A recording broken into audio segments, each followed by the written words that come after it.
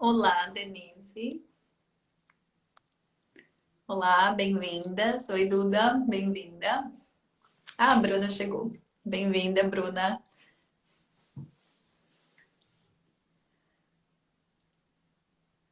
Por enquanto somos só mulheres na sala, hein? Vamos ver.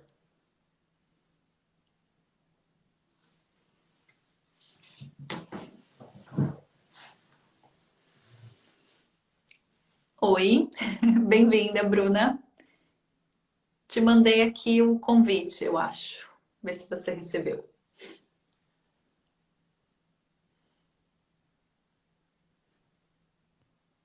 Vou tentar te convidar de novo.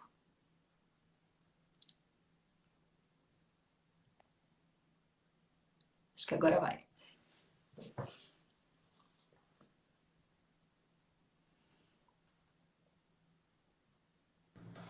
Olá! Olá, Annalise, tudo bom? Tudo bem, e Que você? prazer, tudo ótimo. Nossa, muito obrigada, viu, Bruno? Você que nem me conhece pessoalmente, pela Ah, gentileza de aceitar o imagina, convite. Quem é essa Annalise? Saiu da onde? imagina. Para mim é sempre um prazer falar sobre esses temas, diplomacia, democratizar um pouco o acesso das pessoas a esses temas que às vezes parecem tão complexos e distantes, mas que afetam diretamente a nossa vida.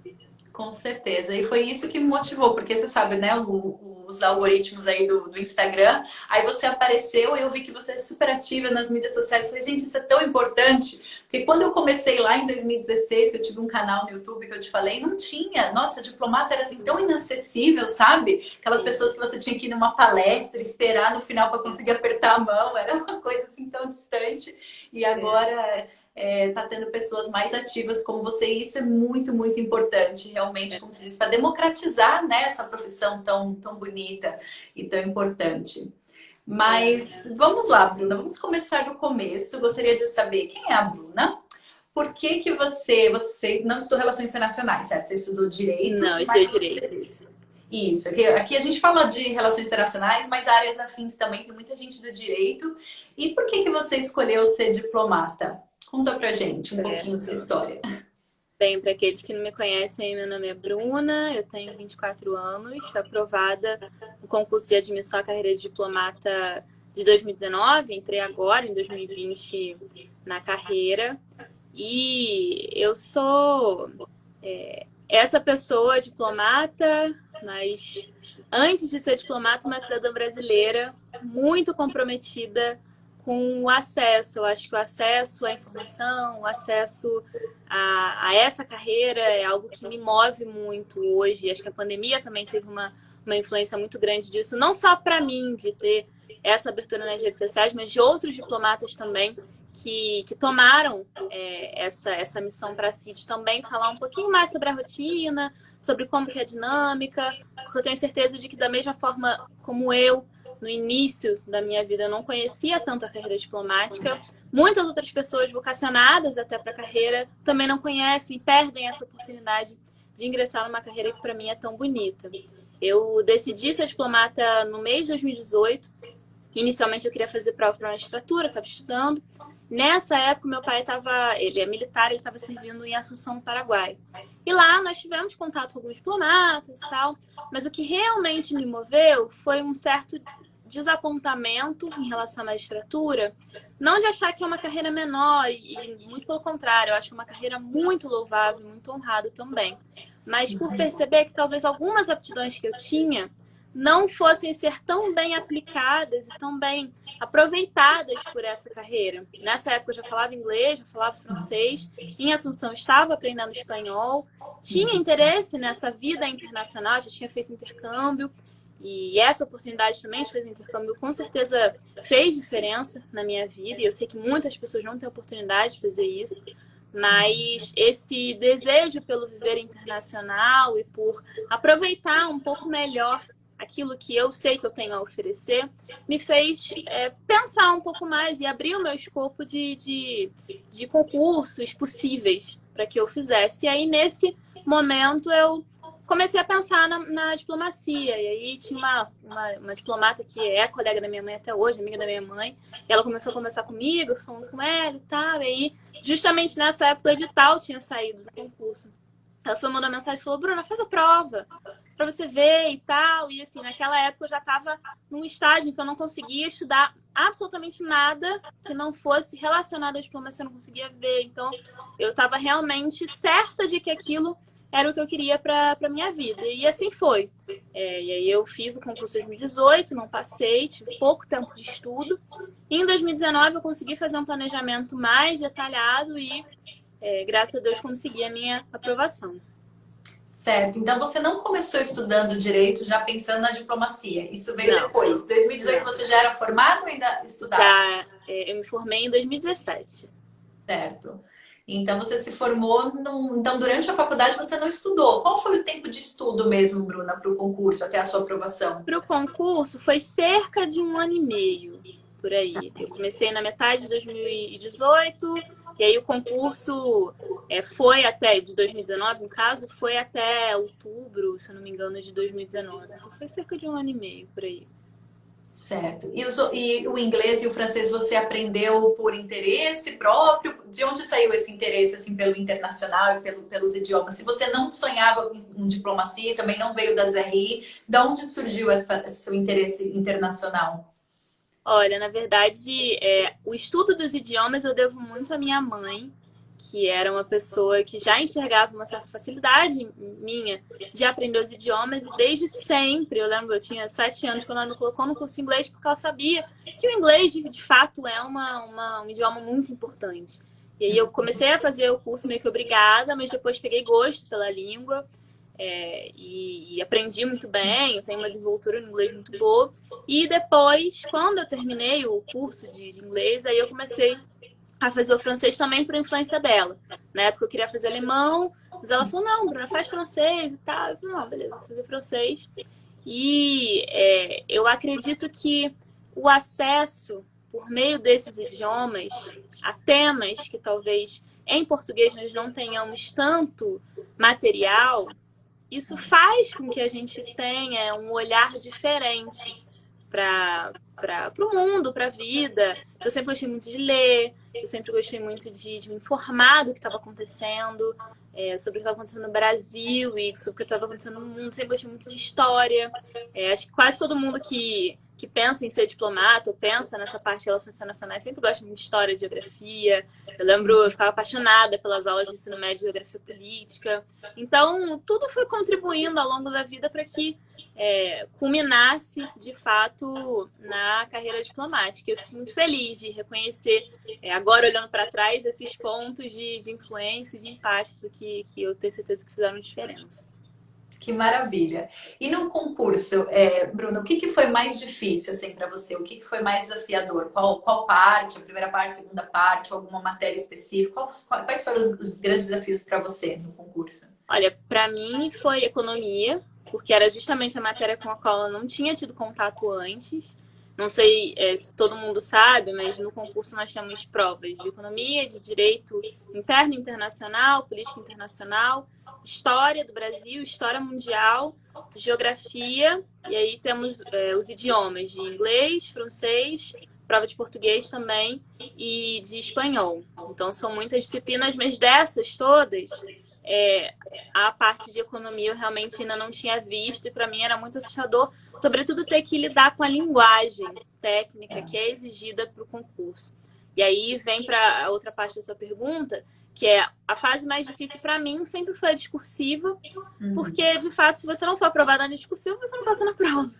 Então, no meu concurso de 2018, eu fiz a primeira fase do concurso, que é uma fase objetiva, e tirei uma nota até boa no que seria uma segunda fase, que são as provas discursivas, mas só de inglês e de português, porque eram disciplinas com as quais eu já tinha tido contato, mas a minha trave, né, eu bati ali na trave justamente na terceira fase, que eram de todas as disciplinas restantes, mas discursivas. Então, para mim, esse sempre foi lá.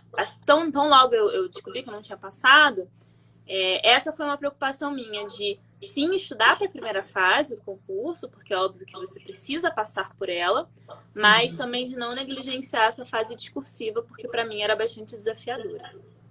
Certo.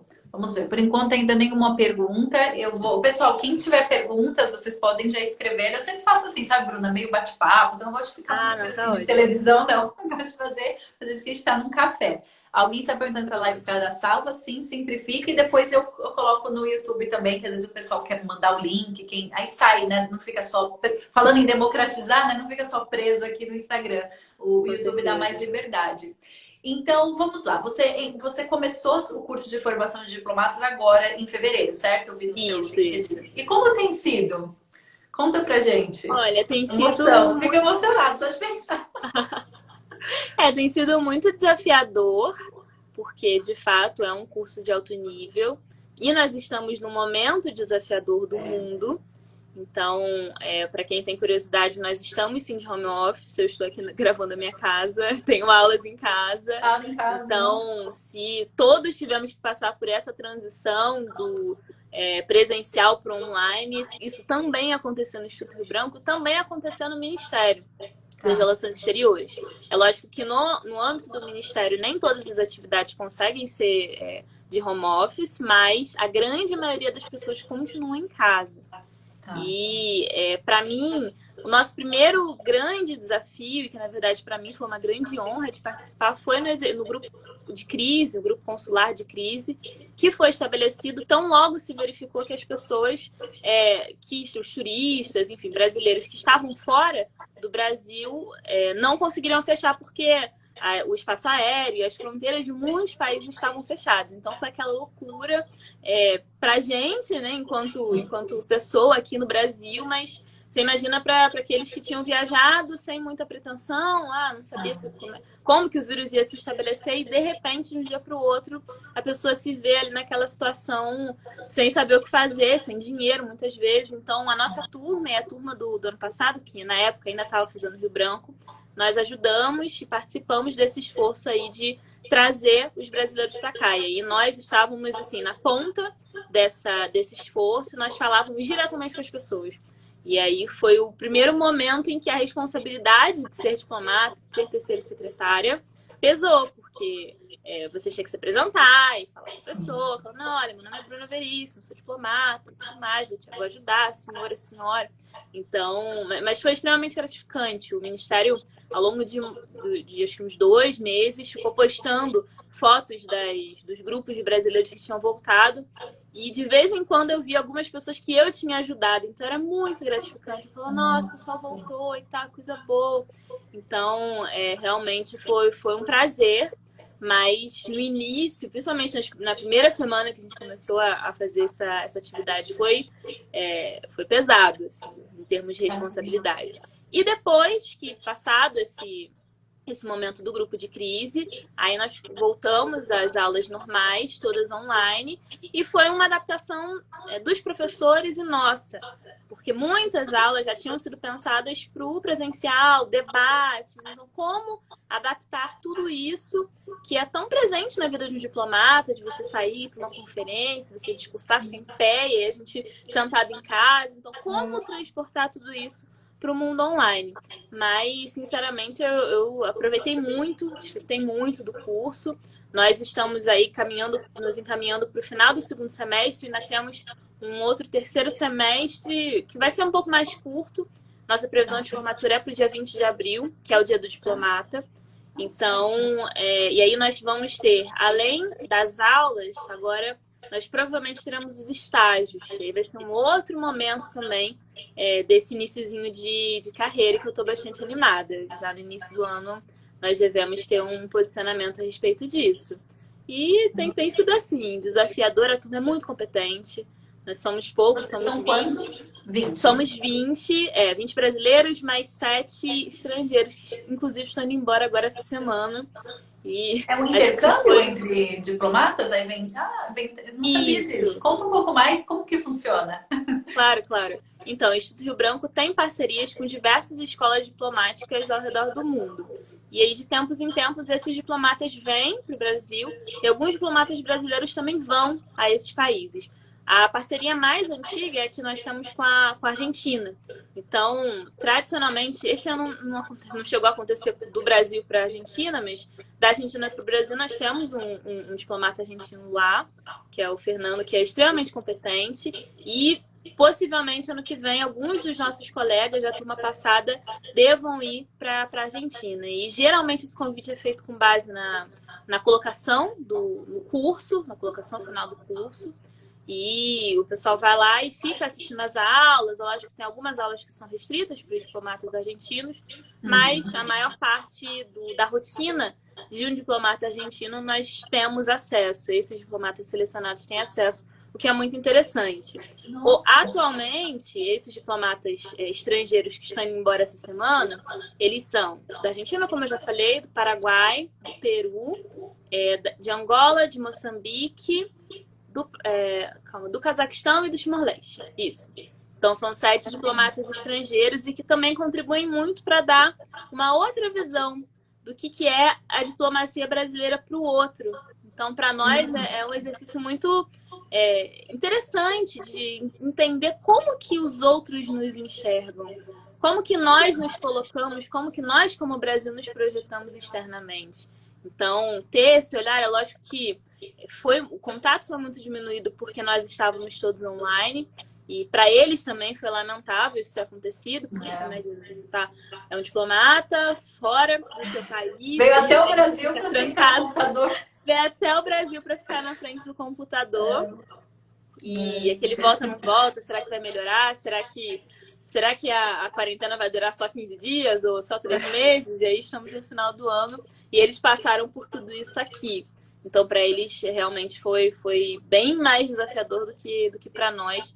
Mas foi, com certeza, um prazer ver as contribuições, aprender também sobre a cultura de cada um. E certamente nós vamos nos encontrar por aí, pelo mundo. Com certeza. Muito legal. Bruna, eu acho que uma pessoa tinha feito uma pergunta. Aqui, a Clara. Clara, Bruna, quais atividades não poderiam ser realizadas via home office? Olha, alguns debates teriam sido mais interessantes presencialmente. Alguns exercícios, como campeonato de oratória, por exemplo, ficaram meio prejudicados por conta disso, porque você imagina 20 pessoas falando na frente do Zoom.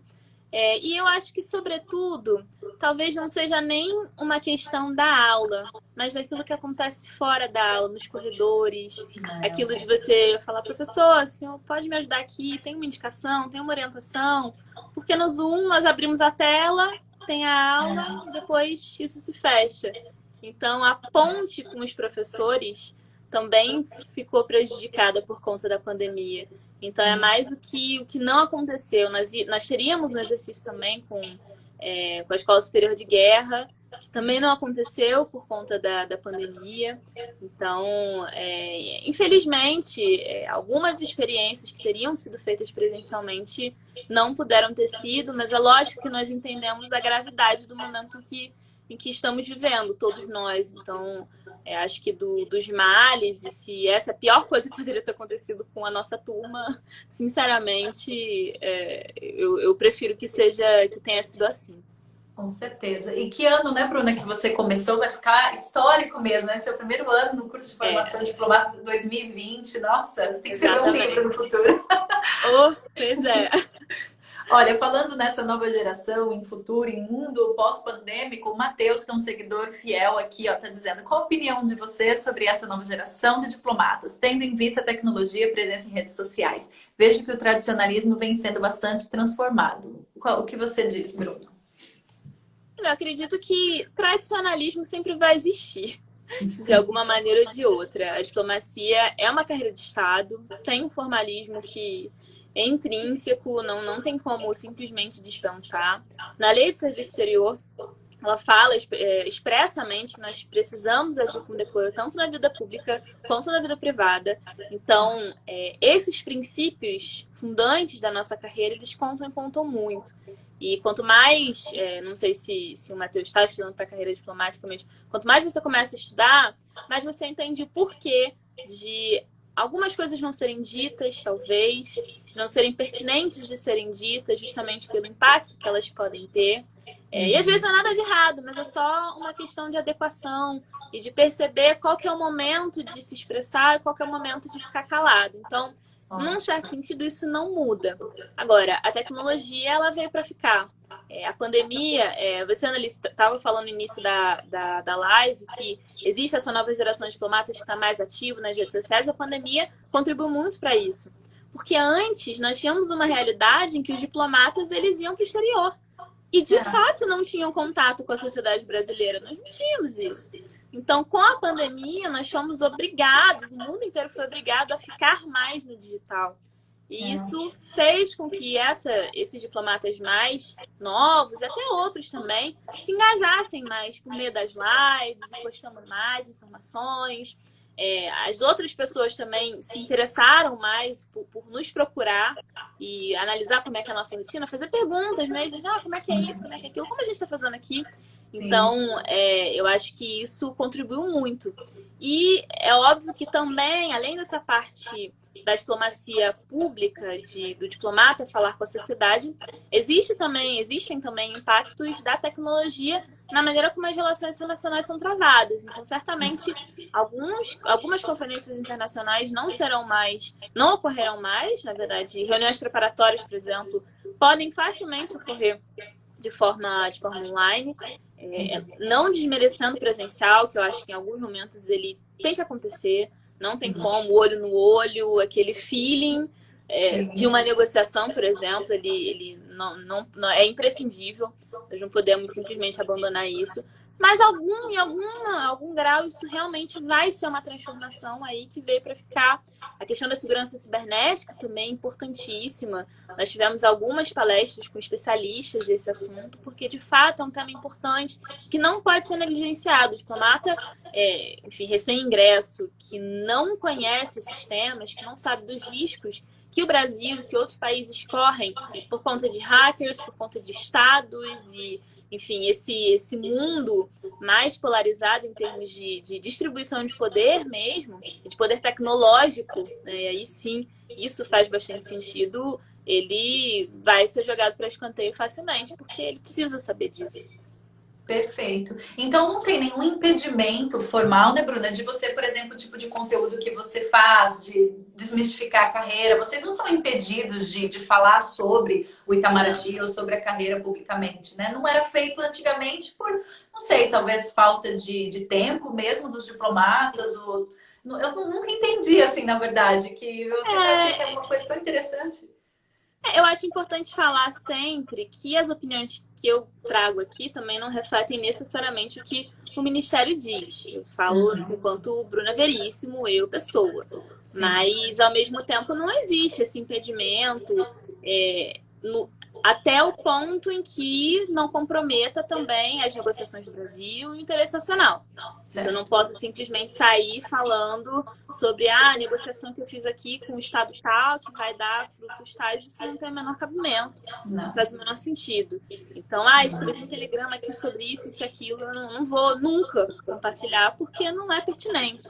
É lógico que, pela lei de acesso à informação, muitos dos nossos telegramas podem ser acessados, mas eu, enquanto diplomata, sabendo a importância de muitas dessas conversações, eu não vou simplesmente jogar nas redes sociais, abrindo margem para interpretações de pessoas que talvez não saibam o que tá se passando nos bastidores.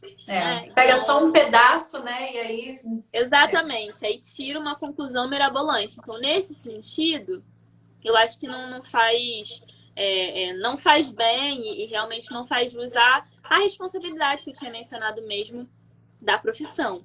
Mas outros pontos, sobretudo nessa perspectiva de democratizar a carreira, de trazer mais abertura, é algo que, inclusive, o nosso ministro de Estado defende, que o Itamaraty seja mais aberto, que seja um lugar em que as pessoas possam se inspirar e não só algo insulado. Eu me lembro que, nem preciso nem lembrar, mas várias vezes quando eu falo que eu sou diplomata, as pessoas me perguntam, mas o que faz um diplomata? O que é um diplomata?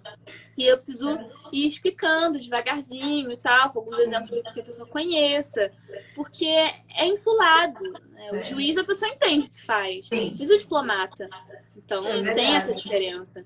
Eu conto aqui, né, que eu vim de uma família muito simples, né? Os meus pais foram os primeiros a ir para a faculdade, são servidores públicos da Prefeitura de São Paulo, né, professores. E aí, quando eu comecei a estudar, disse que estudar relações internacionais para ser diplomata, e meu pai, diplomada? Mas diplomada você vai ser, deveria... Não, pai, é outra coisa. E até hoje, assim, eles entendem mais ou menos, assim, sabe? Então, eu falo que a minha mãe, quando escuta alguma coisa da ONU, ela ouviu alguma coisa daquela ONU, eu lembrei de você. Porque é muito assim, né? Assim, para a grande realidade das pessoas, parece que é um mundo assim muito inatingível, muito fora, né? Não sei se você tem alguma coisa a dizer em relação a isso. Se você também sente, assim, como você disse, que as pessoas acham que é uma coisa que está muito fora da realidade. E é um concurso público, né? Ainda mais assim, a diplomacia, você precisa ser maior de 18 anos e ter uma formação, né? Você ter um bacharelado. Alguém me disse, talvez até que um curso técnico já, talvez já um tecnólogo já. Você não precisa de muita coisa, você precisa de ter algumas competências e ser aprovado, né? Sim, sim, com certeza. Talvez isso tenha relação com o formato do concurso há, vamos dizer, uns 20, 30 anos atrás, porque realmente era um concurso em que tinha algumas fases em que havia muitas... poderiam ter havido muitas arbitrariedades e que as pessoas tiveram esse estigma de que só filhos de diplomatas seriam diplomatas. Só que com o passar do tempo, isso faz parte do amadurecimento da instituição também. O concurso de admissão ele começou a se parecer muito mais, e a tendência é que isso aconteça que fique mais, que se aprofunde mais nos próximos anos com um concurso público como qualquer outro. Então, quando eu comecei a estudar, eu encarei o CACD como esse concurso público que e nada muito especial. É lógico que tem uma carga de disciplinas diferentes, são disciplinas que você precisa ter um nível de aprofundamento maior, mas ainda assim é um concurso público, você precisa de treino, você precisa de boas técnicas, você precisa disso. Naquele momento, entre 2007 e 2010, em que o número de vagas do concurso aumentou bastante, foi um momento também que alguns cursinhos tiveram uma proeminência de tentar democratizar um pouco mais a carreira e falar mais sobre, porque imagina, é um concurso com mais de 60, 70 vagas, ele realmente é um concurso mais atrativo. Você começa a procurar saber, porque tem um número de vagas atraente, até, enfim, concurso da polícia, quando tem 100 vagas, nossa, meu Deus, então... isso também contribuiu, mas ainda assim existe também o estigma do diplomata, de que é uma pessoa inacessível e muito culta e que anda assim com o nariz em pé, e existe essa percepção das pessoas de que o diplomata ele é essa figura que fica lendo livros e livros e que tem um vocabulário muito rebuscado e tudo mais. Então, essa percepção das pessoas também contribui para que seja uma carreira mais distanciada. E não só das pessoas, né? Mas também muitos se colocam nessa posição. Sim. E vira uma bola de neve que a gente não sabe, na verdade, o que é causa e o que é consequência.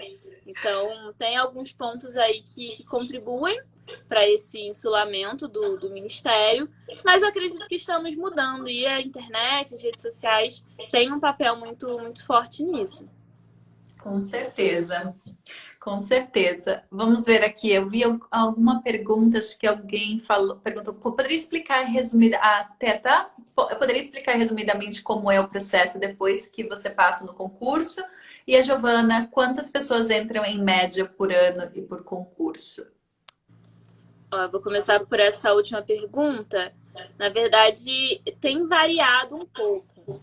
No concurso que está aberto agora, as inscrições já estão encerradas, ele deveria ter acontecido em agosto, mas não aconteceu, as provas estão suspensas por conta da pandemia. Foram 25 vagas, 25 vagas abertas. No meu concurso foram 20. O concurso anterior ao meu foram 27.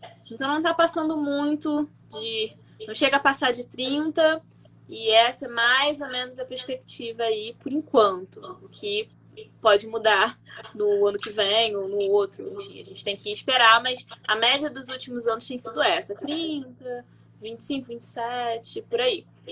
Depois que nós vemos lá o glorioso dia que você vê seu nome na lista definitiva, nós temos que automaticamente juntar todo o material, todos os documentos que são exigidos para posse. Então, isso era algo que eu já tinha guardado: diploma, nada consta, alguns desses documentos assim, protocolares, mas que você tem que apresentar em algum momento.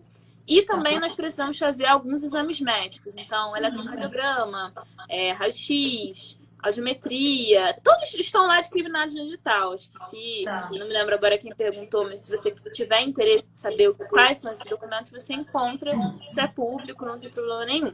E aí, todos esses exames já são feitos e nós recebemos uma comunicação para apresentarmos. Aí tem um dia para apresentar todos os documentos e também para fazer essa avaliação médica. Tem uma equipe médica dentro do Itamaraty que faz algumas perguntas, mede pressão e tudo mais, analisa o resultado dos exames e é isso. Lembrando que no CACD, que é o concurso de admissão, não tem um teste físico, mas tem uma avaliação para ver como que você está de saúde, ter uma noção de quem é você de verdade e ver se você também preenche todos aqueles requisitos que estão previstos no edital para admissão. Então, certidão de nascimento, apresentar, para ver se é brasileiro nato, enfim. Muito bom. Eu também tive que fazer uma série de exames médicos quando eu consegui meu trabalho no PNUD. E exatamente como você falou, eu trabalhei em Brasília, morei em Brasília, trabalhei no PNUD. Tive que fazer uma série de exames e também tive de baixar o tom do meu Facebook, que eu era muito ativista. Aí foi me pedido que como funcionário das Nações Unidas, ou eu não vinculasse a minha conta. Eu estou falando isso agora, voltando àquele tema, mas depois eu me lembrei que também foi me pedido para que eu não ficasse sendo tão, de repente, ativista. Foi em 2016, então você podia imaginar como é que estava o Brasil nessa época, 2015, 2016. Então, mas faz todo sentido mesmo, né? Eles pediram, bom, se você quer se apresentar como funcionário do PNUD da ONU, então você tem que escolher, né? Você não pode ser tão vocal dessa maneira. É uma questão de credibilidade também, da instituição. Sim. Porque aí fica um pouco difuso, né? Essa é a Analice ou essa é a comunicadora do PNUD, né? Ou do IPC. Então, é bom deixar as coisas bem separadas. Exato. Alguém perguntou, Bruna, se existe algum tipo de preconceito dentro do Itamaraty. Eu não sei exatamente que preconceito, mas... Eu não sei, assim, como a minha experiência dentro do Ministério, ela foi à distância, então eu acredito que muitos desses casos, às vezes as pessoas me perguntam, fazem esse tipo de pergunta pra mim, eu sinceramente não posso dizer que vi, porque na verdade estava dentro da minha casa vendo as pessoas em momentos esporádicos, de uma certa forma.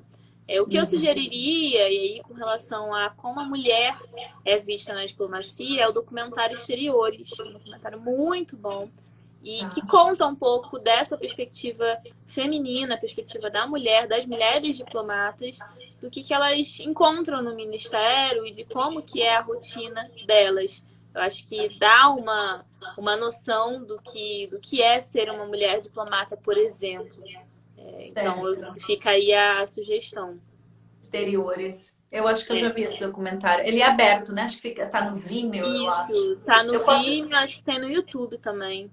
Ótimo. A Alice Maria está perguntando como estudar para o concurso sem cursinhos. Você fez cursinho, Bruna? Não te perguntei. Eu fiz cursinho.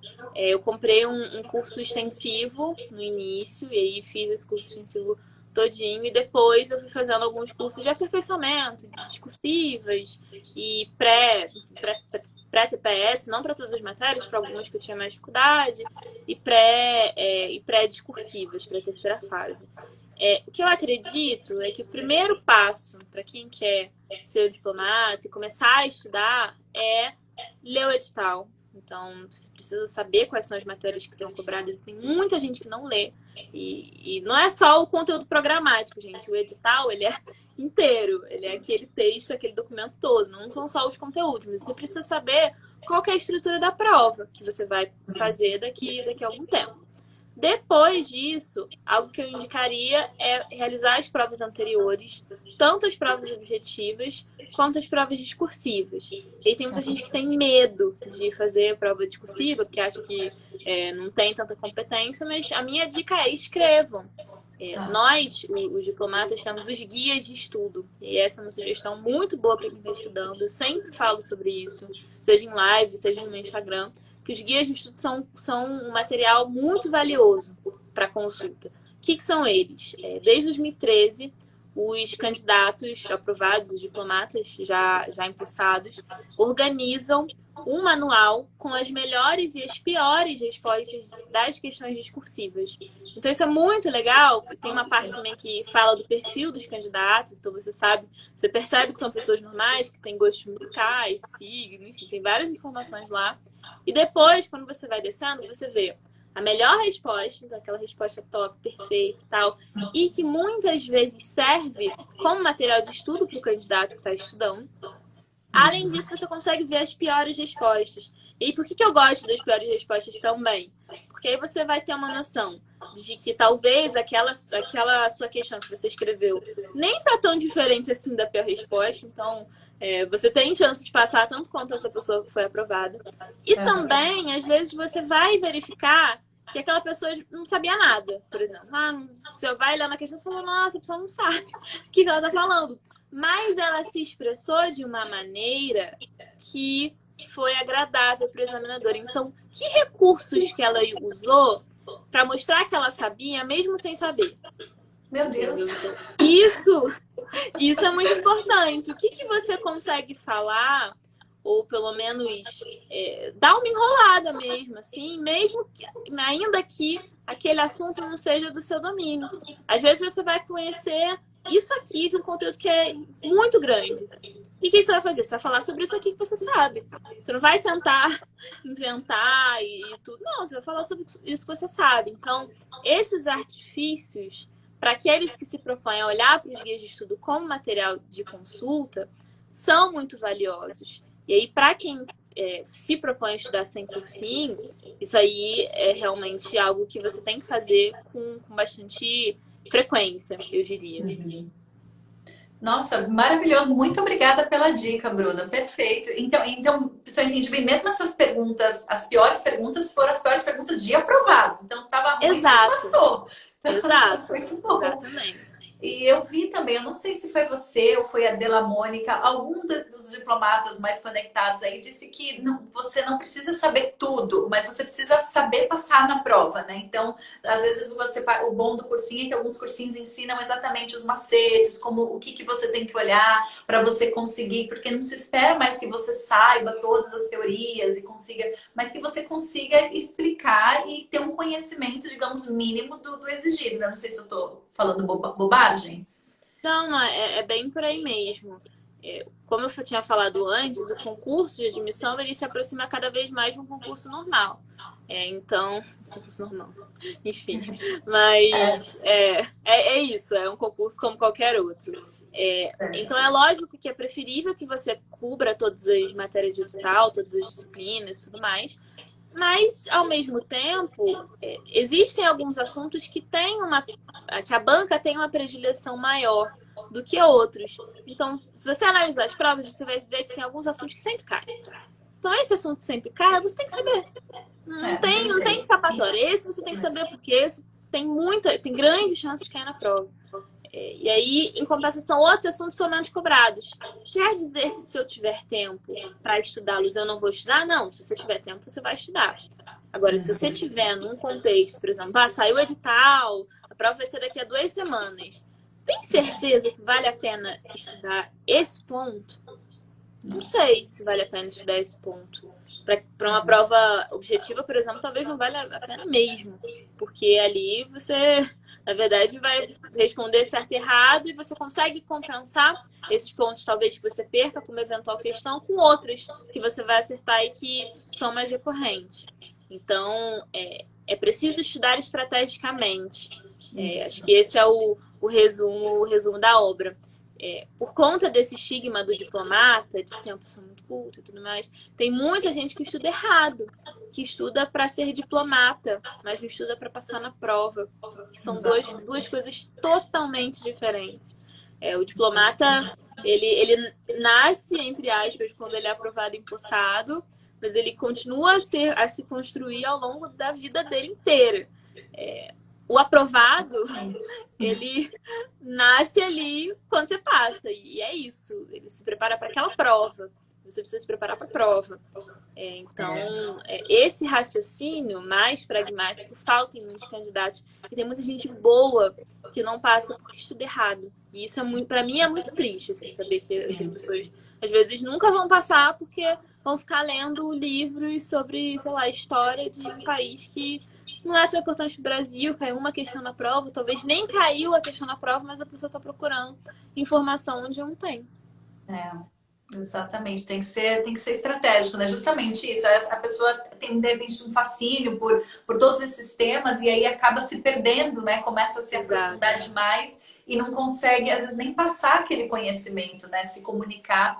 Na discursiva, Bruna, é contado também assim, você perde pontos se você tiver erros de português? Não. Tirando as provas de línguas, obviamente, as demais... Na verdade, tem alguns pontos de estilo, e aí que talvez ali você possa perder, mas sinceramente isso é algo menor. Você precisa, lógico, fazer uma prova que seja limpa visualmente, tudo, e aí, conforme você vai treinando resolver essas questões, isso vai ficando mais automático. Importante que a sua letra seja legível também, e considerar que as provas elas são analisadas de uma forma comparativa. Então, talvez, se de repente sua prova tem um erro muito grave de português, de repente a sua prova ela vai ter um decréscimo ali de pontos em relação àquela outra prova que está impecável gramaticalmente. Mas também não é nada muito gritante, assim, você não vai zerar uma prova só porque você teve um erro crasso de português. Não é nesse sentido, não. O principal é o conteúdo. O conteúdo. Isso. Certo, ótimo. Deixa eu ver, eu não sei se eu perdi mais alguma pergunta aqui. Não, a Alissa, eu só disse, fale um pouco sobre a sua preparação, como foi a sua graduação e de que forma ela pode ter contribuído para a sua aprovação.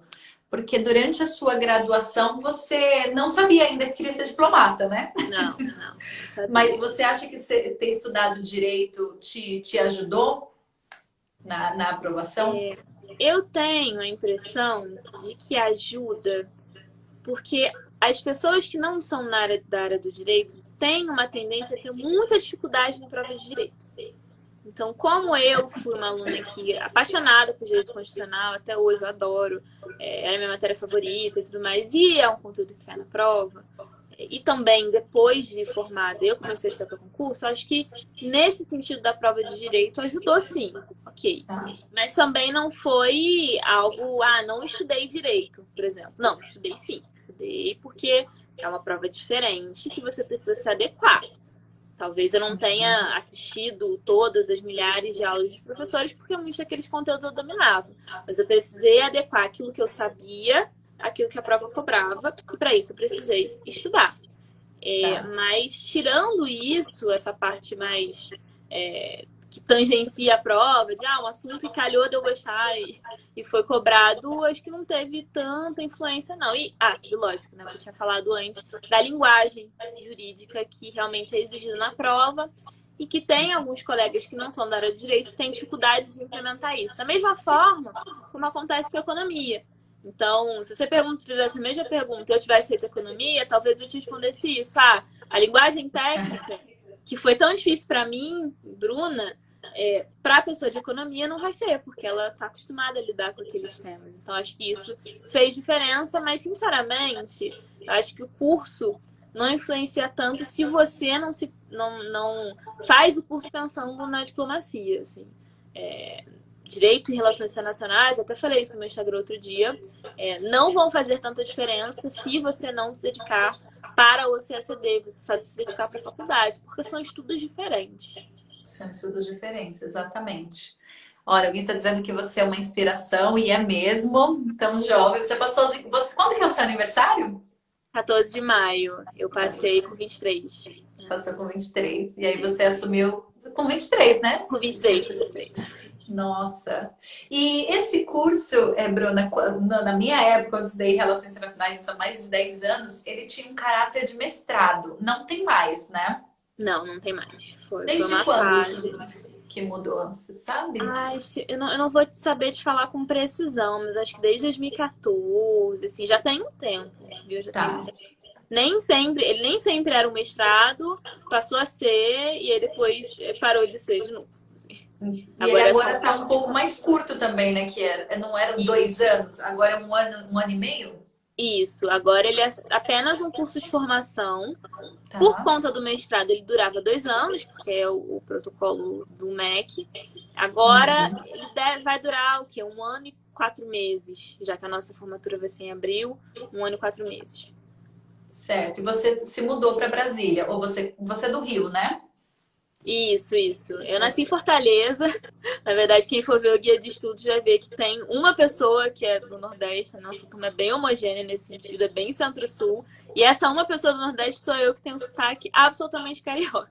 É, Mas eu achei que o você meu fosse do pai Rio. o meu pai é militar, então eu me mudei bastante, mas a minha família é do Rio, então eu me considero do Rio, mesmo sabendo que uma parte do meu coração tem Fortaleza. Mas como meu pai tinha saído de Assunção e vindo para Brasília, acabou que a minha preparação inteira foi aqui. Ela aconteceu aqui em Brasília mesmo. Ah, E então aí eu sua já família tá aí, em Brasília. Não, Não? não, Ah, tá. militar. Ah, tá. Agora eles estão no Mato Grosso do Sul. Mato Grosso do Sul.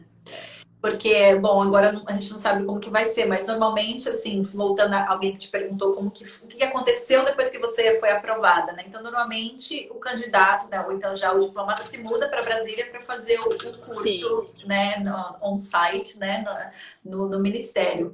E agora, em abril, no dia 20 de abril, quando você se formar, o que vai acontecer? Você não sabe? Normalmente, o que acontece depois que você se forma? Na verdade, um pouco antes disso, nós já somos lotados nas divisões definitivas. Tá. Então, na verdade, o que vai acontecer é que nós temos a cerimônia de posse, que é linda. Nós trabalhamos na cerimônia de posse, olha, desculpa, na cerimônia de formatura. E nós, os diplomatas agora dessa turma, trabalhamos na formatura da turma do ano passado, e foi uma experiência muito bacana. E aí tem essa cerimônia, tem o almoço junto com o presidente, com altas autoridades do país. E o dia seguinte, considerando que vai ser um dia útil, um dia de trabalho normal, nessas divisões e que nós já vamos ter sido lotados e já vamos estar trabalhando na rotina. Então, isso acontece geralmente um pouco antes. Nós vamos ter os estágios primeiro, como eu tinha falado, depois existe esse momento da lotação e depois o trabalho continua. E você pode escolher a divisão que você quer trabalhar? Como que funciona? Isso depende. Sai uma lista para nós de alguns lugares em que há disponibilidade de vagas, e aí a escolha vai depender das preferências da pessoa, então você tem alguma margem ali de autonomia, do perfil que aquela divisão busca também, então a própria divisão também tem uma certa discricionariedade, e, além disso, da classificação na turma.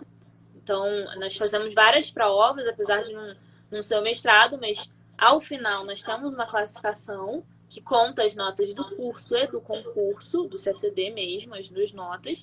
E aí é feita uma classificação final e também, com base nessa classificação, existe ali uma margem de manobra. Então, são alguns critérios que são levados em consideração até isso sair. Entendi. E essa divisão, a priori, você trabalha no Brasil, você fica em Brasília, você ainda não pega um Isso. posto no exterior. Quando que acontece seu primeiro posto no exterior? Na verdade, antigamente, como havia realmente uma falta de pessoal, os terceiros secretários eles se formavam no Rio Branco e logo depois eles já iam para o exterior. Ah, Agora, como que acontece? Você precisa ficar pelo menos um ano aqui.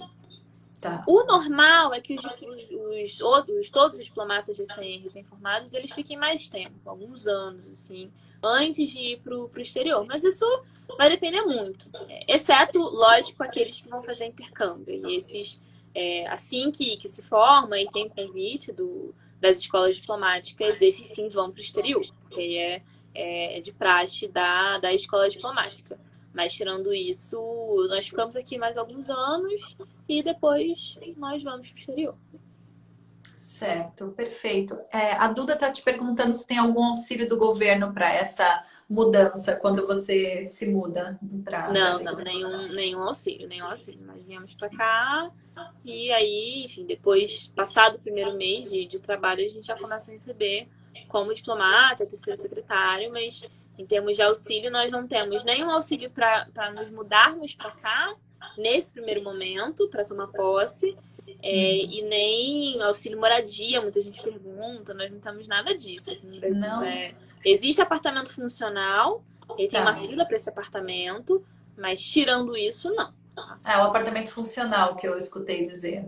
Tá. Mas Isso, nem tem para isso. todo mundo, né? Eu acho. Não tem para todo mundo. Pois é uma fila e depende muito das pessoas que estão no exterior e que voltam. Então, tem uma variação. Eu, por exemplo, não moro em apartamento funcional. Mas tem muita gente da turma passada que já mora. Acho que a maior parte da turma passada já está em apartamento funcional. E tem gente que escolhe não morar mesmo, porque, enfim, gosta de outros lugares, tal. Preferência, pessoal.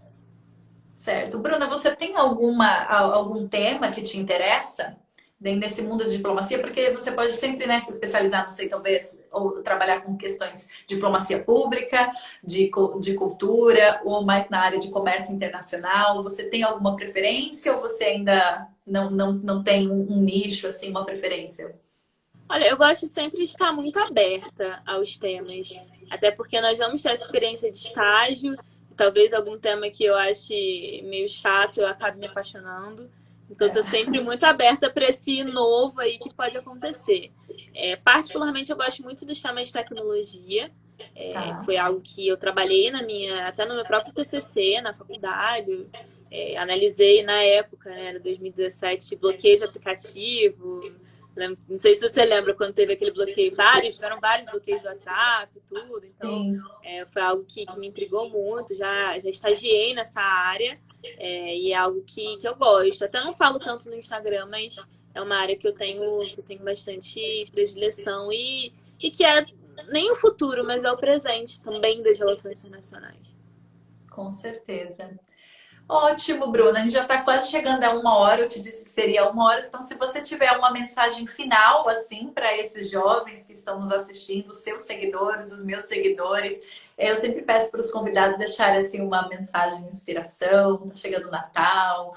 O que você nos deixaria de mensagem aí? Olha, eu agradeço pelo convite mais uma vez. Realmente é um prazer estar aqui, falar sobre esses assuntos. Agradeço a todos que estão assistindo. O que eu diria é que esse momento, esse ano não foi fácil para ninguém. Então também não se cobrem muito, se talvez você que está estudando, por exemplo, não teve o desempenho que você achava que teria. E tira esse tempo. E às vezes quem está estudando muito não sabe a hora de parar, mas às vezes é a hora de você parar também e reavaliar suas prioridades, ver como você pode fazer diferente no que vem. Enfim, o que pode mudar, o que você pode melhorar, o que deu certo também, avaliar as suas conquistas esse ano, porque certamente houve. Então, fazer esse balanço do ano talvez seja algo muito importante e não desistir. Só não passa realmente quem não se inscreve na prova, quem desiste no meio, e quem realmente não busca estar sempre se aprimorando e encontrar maneiras melhores de estudar. Então, acho que é essa mensagem. Nunca deixem de estudar, eu não vou deixar de estudar nunca, mas, sobretudo, se você estuda para o concurso, dê o seu melhor e pense estrategicamente e pragmaticamente. Perfeito. Se algum dia você vier servir aqui em Estocolmo, te convidarei aqui para minha casa para você tomar um Ah, schnapps, que é uma bebidinha olha, sueca. Se algum dia vier para as terras nórdicas, let me know. Estou aqui em Estocolmo já há 8 anos e tenho nossa, bastante que contato com os bacana. colegas aqui. Até entrevistei o André, que que serviu aqui 3 anos, ministro, e Legal. foi embora agora. Então, quem sabe a gente se encontra pessoalmente, né? Um dia espero Ai, em com algum lugar desse certeza. mundo. Nossa, com certeza, com certeza. Marcaremos. Muito obrigada mesmo, Bruna. Não pare com o seu Instagram, não pare de criar conteúdo, porque é muito importante. Eu queria muito ter tido você quando eu era mais nova, alguém que eu pudesse ter me inspirado e aprendido também, né? Porque para mim realmente foi sempre uma coisa assim. Foi quando eu me mudei para cá, na verdade, que eu tive mais contato com a embaixada, que eu vim com a Saab, era na época que estavam vendendo os caças para a Força Aérea Sim, Brasileira, né? sim. Então eu tinha muito contato com a embaixada, acabei até namorando um diplomata, na época eu era solteira, agora eu sou casada, mas namorei um colega aí seu.